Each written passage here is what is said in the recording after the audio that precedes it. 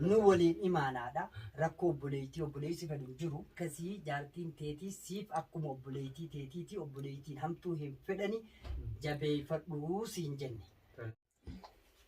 Akkasii gartee ammallee walitti isinaameessu haala keessa jiru kanallee gartee rabbiin rizqii gurguddoo isin kennee isinirraa jijjiiree nurra haa jijjiiru.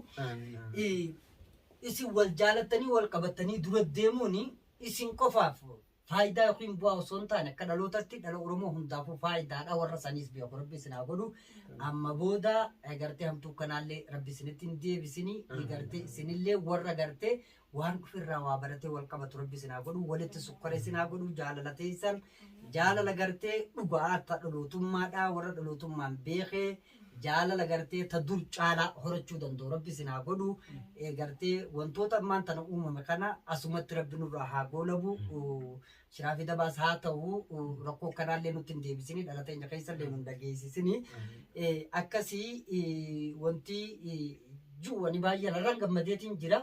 Kanaaf beeyrusaan sitti imaanaa siin jechuu barbaadeeti akkasii gartee sillachuu walitti isinaameessu wantiin siin jechuu barbaade beeyrusaan sitti imaana atis beeyrusaa inni sitti imaana amma booda waan akka amma dalagamee kana sirrallee dhaga'uun fedhu isinillee irraa harkuun fedhu rabbiillee nutti hin deebisini kanaan jechuu barbaada kanarraa hafimmaa waraqaa takka dhagaye haasa keessan keessatti waraqaan sanii waraqaan dhageessanii akka faksii maaliin godhe jette faksiin osoo jaarsi quban qabne warri keessan quban qabne warri warraa quban qabne qoratanii gartee irran gahin taatu takkallee hin jirtu inni san isa dabaati jeetiin si ibsee tureen jechuudha inni san dhuguma akkasuma haa ta'u yoo isiin sanillee nammaan tana akkuma ati jettu san nu harka nu jalaa kataatu taate waraqaa sanis amma akka tolfattaniin isin himuu fedhaa akka rakkoon biroo hin uumamne akka deebitanii gartee waraqaa sanillee tolfattan siin jechuu barbaadeeti taangaa si mee akkami waan san waraqaan ani duraan doorsisaa yookaan gartee waan hijiba yaani akkanumatti firraa haasee malee egaa isaanuma gartee yoon irraa dhaabbatan jee yaani yaada akkasiisan mala dhaabde malee waraqaan duraan hin fudhanne waraqaa fudhadhee hin jiru yaani sun waan maan afaaniin haasee hordoftoota kiyya durallee taa'ee dubbadheetiin jira garuu waraqaa fudhadhee hin qabu lakkee. Hayyee nu abbaayee hamtuu gartee bakka rabbiin nurraa qabee akkasuma ammallee warra barabaraa waliin jiraatu jaalala Oromooti waliin jiraatu rabbi isin haa godhu dhaloonni keenyaas bakka jirtanirraa du'aa nu godha walitti mi'aa sukkara tahaa wanti isinirraa fe'u ammoo booda isinii guddatee waan gaariirra jiru arguudha. Dubbii ati sirraa dhaga'uun fedhu harafe amma booda waliin jirra jechuu barbaadeeti hamtuu takkallee rabbi nutti hin deebisini akka amma uumamteetu asumarratti rabbi nurraa haa goolabu jechuu barbaadeeti kana gama kanaan xumuranne amma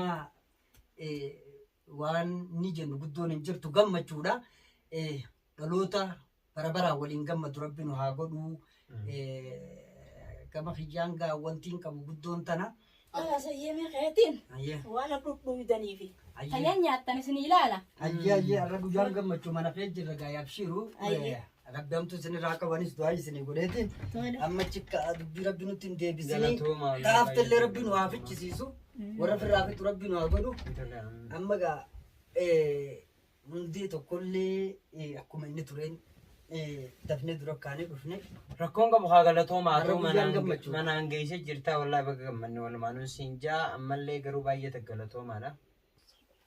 Akkasii maaliifi inni turraanii dhugaawwan kunis turte maaliif turuun bulte maal taate jallafe taate janii miire waan kana firraa xumurutti kaanee silaa waan guddoo achi keessatti finne dubbii bultii tanaa gulantaa kanaati.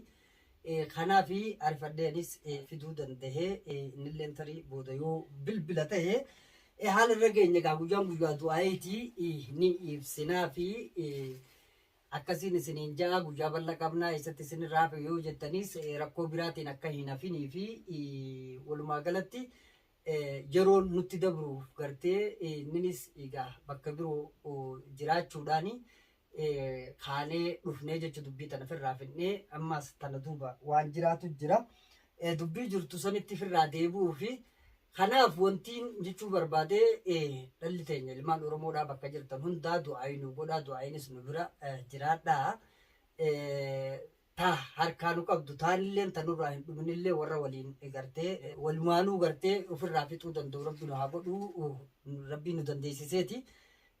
Akkasii har'a guyyaan guyyaa gammachuuti. Gammachuu teenya warra waliin qooddatu warra barbaraan gammachuu waliin jiraatu rabbi nu haa godhu. Dhaloota keenyaafis du'aa nu godha. Isinillee gartee rabbi hamtuu isinirraa qabu gartee hamtuu teessa rabbi nu dhageessisinii. Gaarii maleedha akkasitti rabbi isin bira haa jiraatu isiniin jechuu barbaadeeti. Kanaafuu nu jajjabaadhaa galatooma isiniin jenna irra gammachuu qabna. Arafee amma ganaafisii wajjaasaa akkasii bire rakkoon qabu akkasii arafee kiyya amma gaa silaa alhamdulillahi takka firraa beeki geessinee jirra. Tana beeki bultii wasaasa janii abbaanis bultii fi ni jabeeffata akka itti qabus ni beekta. Tamma ilma dhiiraati nama waa hundaa'uu beeku jechuudha. Haasaa dhalaa fi gartee taate dhalaan beeku siraa cinaacha jallaarraa uumamee jiranii akliin isaatis akkasuma jalan deemanii jechuudha. Amma booda ilma dhiiraati kanurraa tolchuus haalaan gadi fageenyaan bultii ta'e beekisii akka bultii ta'e jabeeffattu haalota gartee ammaan tana ta'e kana jalaas akka hin deemnee fi isii tanaa irraanfachiiftee gartee akka gaariitti qabattu sirraa feenaa jechuudha. Maaliif bultii ofii beekee abbaatu akkatti bulfatullee beekaa akkatti qabatullee beekaa. Kanaaf narraas beekuu dandeessa. Kanaaf isin amma sitti imaanaadhaa bultii ta'e jabeeffadhu siin jechuu barbaada. Waan ta'e keessatti silaa dhalaanni gowwomtii si kana ni beektaa miti taate tana keessa akka gara gaggalchite yaaddoo ofitti hin goone siin jechuu barbaadeeti. Rakkoon qabu anin wanni ija hin qabu dhalaan gaa dhugumallee ni sobamti. Hayyee tole rakkoon qabu gaama booda ni hin jabeessaa amaanallee akkuma nan dhaamtetti ni hin jabeessan siin jaa baay'ee takka galatoomi. Kuni rakkoon qabu dhalaan dhuguma ni sobamti.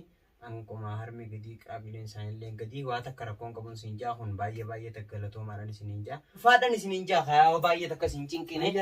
Obbayti Nurraa ulfaadha. Dhiifama. kun dirqama Galatoomaadhaan ulfaadhaan isiniin jaa. Rakkoon qabu kun dirqama dhalootaati. Dirqama nuti walirraa qabna. Rafee kiyya akka malatti yaaduu miti wanti waliin fedhu. Gaa baay'ee takka nuti dadhabdee. Kuni dirqama dhalootummaa nuti walirraa qabnu siin jee. Maaliif rakkoon ta'e rakkoo tiyya waan ta'eef amma booda wanti sirraa fedhu ani maaliif rakkoon ta'e tiyyaa akka ammaan tana waliin keessa seenna kanatti warra beekee fuula duraaf gartee nu rakkine bultii fi daran jabeeffatu rabbi isaa godhu siin jaa.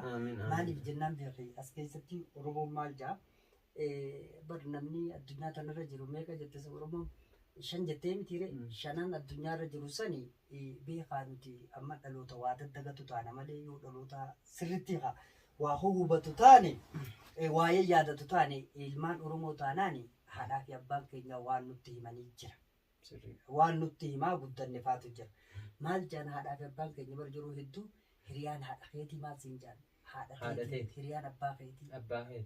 Hiriyaan obboleessa keetii. Hiriyaan obboleettii teetii. Yaattiinis beeka akkuma hiriyaa obboleettii teetiiti. Iji obboleettii fi namni miidhuu beeka. Akkasiin ture ijuma hiriyaa obboleettii teetii gaa ijuma obboleettii teetiin laaltu laalii jaa Oromoon. Hiriyaa abbaa keetiitis ijuma abbaa keetiin laaltu laalii jaa. Kun dhugaama dhugaame. Hayyee hiriyaa obboleessa keetis ijuma obboleessa keetiin laaltu laalii siin jaa. Maaliif akkas jennaani? Uumaa keessa wanna kun jira jechuudha. Oromoo biratti beeki gabriin jiru bilisa. Maaliif jennaani addunyaa tanarra Oromoon namni shani kajee fi hundumaa okitti shan godhe. Hiriyaan obboleettii teetii addunyaarra jirtu maali hundi? Siif obboleettii. Hiriyaan abbaa keetii inni addunyaarra jiru kunoo. Hiriyaan obboleessa keetii. Hiriyaan haadha keetii. Hiriyaan teenyaas akkasii kana waliin shani miire. Kanaaf addunyaa tana keessatti Oromoon isa kana godhee jechuudha. Gaafa kana godhe gaa har'a eenyutu wal miidha? Obboleettii tee ni miita, obboleessa kee miita, haadha tee ni miita, abbaa kee of ni miita. Hin miituu jechuudha.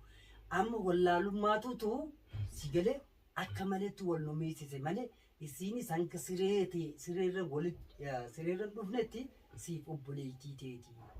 Miidhaa siinii feetaare, hamtuu siinii feetaare. Akkam feet akka isiin guddattu akka waan gaarii gartee bakka gaarii geessu feetaa miti akkasitti dhaloota beekee wal jabeeffatu rabbi si haa godhu siin jechuu barbaade.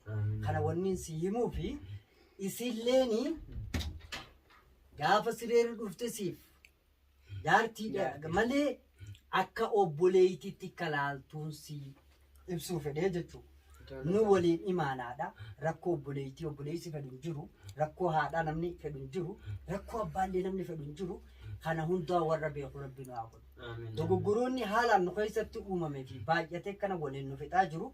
Kan namni obboleeytuma ofii qabee karaa irratti barammaan tana silaa barnoonni Oromoo kun yoo baratame addunyaa guutuuf ta'a. Arabii fi Oromoo funtaani sababni isaa hin baratamne qoma dhalootaa keessa jira warra kanallee qabu rabbi si haa godhu isallee harkatee gartee dhaloota barsiisu warra dhalootallee waa dabarsuu danda'u rabbi si haa godhu akkasii jaartiin teetii siif akkuma obboleeytii teetiiti obboleeytiin hamtuu hin fedhani jabeeffadhuu siin jenne imaanaadha sitti akkasii anillee nobbaafadheetiin jira har'a gammachuudha. Egaa daawwattootaa fi hordoftoota keenyaa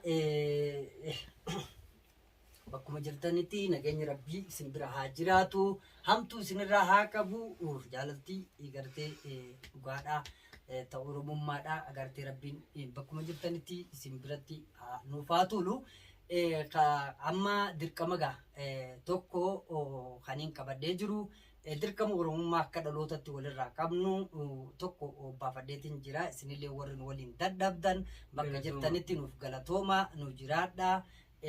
Warra gartee bal'inaan gartee gammachuudhaan wal argu rabbi nu haa godhu du'aayiidhaan dhalateen jallee nu jajjabeessaa nagaan naa turaa isiniin jechuu barbaada baay.